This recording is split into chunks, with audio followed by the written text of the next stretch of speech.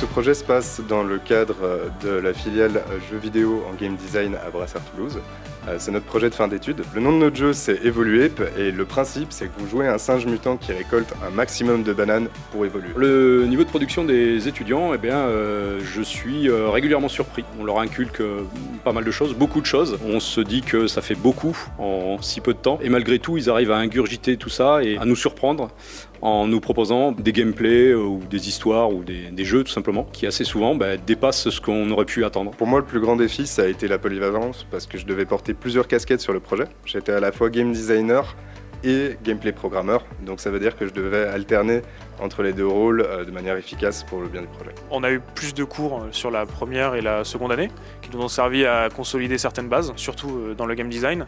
Et pour notre troisième année, on était sur un parcours un peu plus flexible qui m'a beaucoup plu, avec plus d'autonomie, c'est quelque chose que je préfère personnellement. Et cela nous a vraiment permis, si on avait une question un peu plus pointilleuse, spécifique, on pouvait leur demander et ils pouvaient organiser un cours ou une session exclusivement sur ce point, ce qui était vraiment très intéressant. Très souvent, notamment dans notre métier, il y a des règles, il y a des choses qu'il faut faire, d'autres qu'il ne faut pas faire, etc. On s'aperçoit que quelquefois il faut savoir aussi être ouvert et peut-être enfreindre, casser ou aller plus loin que ces choses-là. Alors des fois ça marche pas, mais c'est aussi comme ça que des fois on révolutionne un genre ou qu'on crée un jeu que personne n'attendait.